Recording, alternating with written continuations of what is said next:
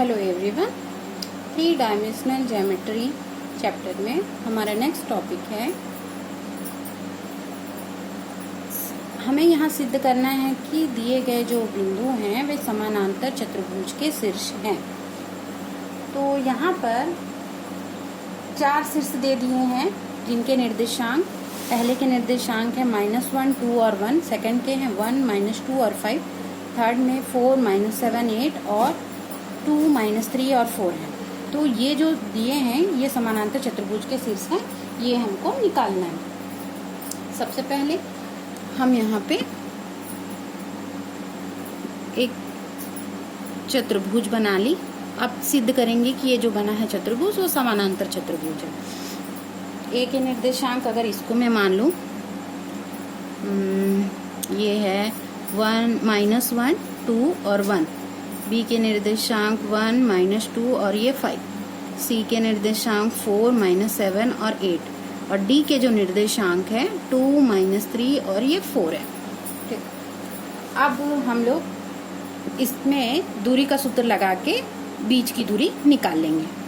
ठीक, तो सबसे पहले जो बिंदु दिए हैं उनको मान लेते हैं। दिए गए बिंदु ए के निर्देशांक मैंने माना ऋण 1, 2 और 1। बी के निर्देशांक 1, ऋण 2 और 5। सी के निर्देशांक 4, ऋण 7, 8 और डी के जो निर्देशांक है उसको 2, ऋण 3 और 4 है। ये हम लोगों ने मान लिया। आगे ए बी के बीच की दूरी निकालूंगी। जो दूरी का फॉर्मूला होता है x2 - x1 का स्क्वायर, y2 - y1 का स्क्वायर और z2 - z1 का स्क्वायर, ये फार्मूला है। अगर हमारे पास ये x1, y1, z1, x2, y2, z2, तो इस फार्मूले के हिसाब से x2 ये बनेगा 1 - -1 का होल स्क्वायर, y2 -2 है, y1 2 है का होल स्क्वायर, z2 5 है और z1 1 है का होल स्क्वायर। ठीक, तो यहाँ हो जाएगा 1 है, --+1 हो जाएगा का होल स्क्वायर। यहाँ पे -4 का होल स्क्वायर और 5 - 1 4 आएगा, 4 का स्क्वायर। ये आएगा रूट के अंदर, ये 2 का स्क्वायर, ये 4 चौक 16, माइनस तो प्लस हो जाएगा, यहाँ भी 16 आएगा। यहाँ आया 4, ये 32 माने 36 आया। 36 मतलब 6 × 6, एक निकल गया, माने ए बी के बीच की दूरी हमारी आई 6। ये ए बी के बीच की दूरी बराबर 6 है। बीच की दूरी या ए बी की लंबाई जो भी है 6, ये आ गया। अब हम लोग बी सी निकालेंगे। तो बी सी का क्या होगा, ये भी वही फार्मूला x2 - x1 का स्क्वायर, x2 - x1 का स्क्वायर, y2 - y1 का स्क्वायर, z2 - z1 का स्क्वायर। यहाँ भी रख देंगे।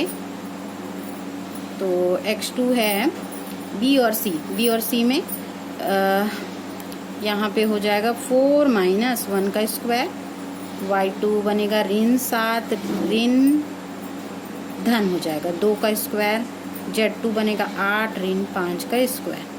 यहाँ पे 3 का स्क्वायर, -5 का स्क्वायर और ये 3 का स्क्वायर।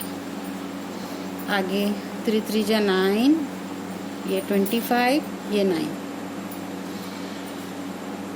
ये 18 धन 25, दोनों को जोड़ेंगे तो ये आएगा √43। ठीक, ये BC का मान निकला। BC के बाद हम CD की लंबाई निकालेंगे। CD में भी वही होगा, ये हो जाएगा 2 - 4 का स्क्वायर प्लस यहाँ -3 + 7 का स्क्वायर और यहाँ z2 बनेगा 4 ऋण 8 का स्क्वायर। ठीक, तो यहाँ हो गया ऋण 2 का स्क्वायर, यहाँ पे 4 का स्क्वायर हो जाएगा और यहाँ पे ऋण 4 आएगा, ऋण 4 का स्क्वायर। ये हो गया 4 + 16 + 16, यहाँ भी 32 × 4 = 36 माने 6 × 6, एक 6 निकला। ये सीढ़ी की लंबाई। अब CD के बाद AD या DA की लंबाई निकाल ली। यहाँ भी वैसे ही सूत्र लगेगा x2 माइनस x1, तो यहाँ पे x2 बनेगा ऋण 1 ऋण 2 का स्क्वायर प्लस और y2 माइनस y1 होता है, तो ये 2 है, माइनस माइनस यहाँ प्लस हो जाएगा 3 का स्क्वायर, और z2 है 1 माइनस 4 का स्क्वायर, ये आ जाएगा माइनस 3 का स्क्वायर, ये 5 का स्क्वायर माइनस 3 का स्क्वायर। तो यहाँ हमारा मान आएगा 3 तिया 9, ऋण ऋण धन हो जाएगा, 5 25, 3 तिया 9, तो इनको जोड़ेंगे तो ये 18 धन 25, यहाँ 43 है, रूट 43।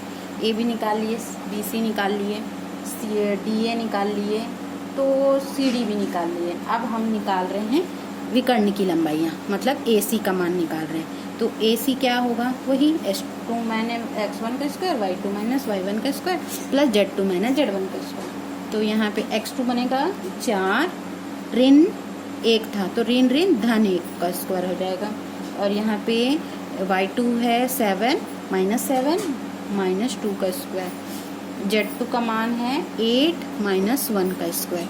यहाँ तक लगा दिए हम लोगों ने। आगे ये बनेगा 4 और 1 5 का स्क्वायर, ये माइनस 9 का स्क्वायर, और ये 7 का स्क्वायर। ठीक, यहाँ हो गया 25, 9 9 81, धन 7 7 49, ये आ जाएगा। सबको जोड़ेंगे तो हमारा मान आएगा 155।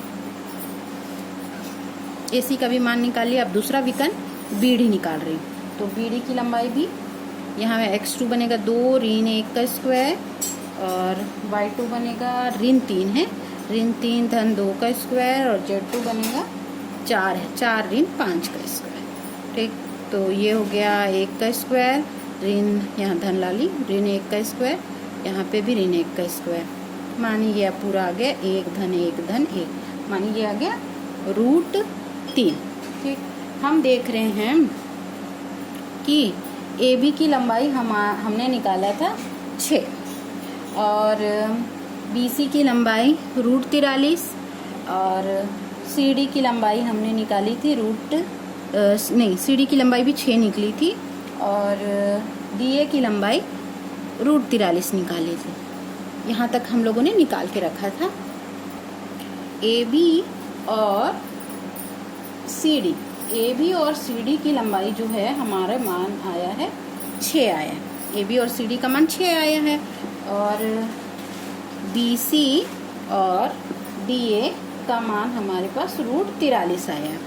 हम देख रहे हैं कि AB CD के बराबर है, BC DA के बराबर है, तो समानांतर चतुर्भुज के आमने सामने की भुजाएं बराबर होती हैं। और हमने जो दो विकर्ण निकाले, AC का मान आया था रूट 155, और BD का मान आया था रूट 3। ये दोनों तो अलग अलग मान हैं, AC बराबर नहीं है BD के। तो समानांतर चतुर्भुज की कंडीशन क्या कहती है कि आमने सामने की भुजाएं बराबर हों, तो ये हमारा बराबर निकला। अतः ABCD एक समानांतर चतुर्भुज है, समानांतर चतुर्भुज है। ये हमारा प्रूफ हुआ।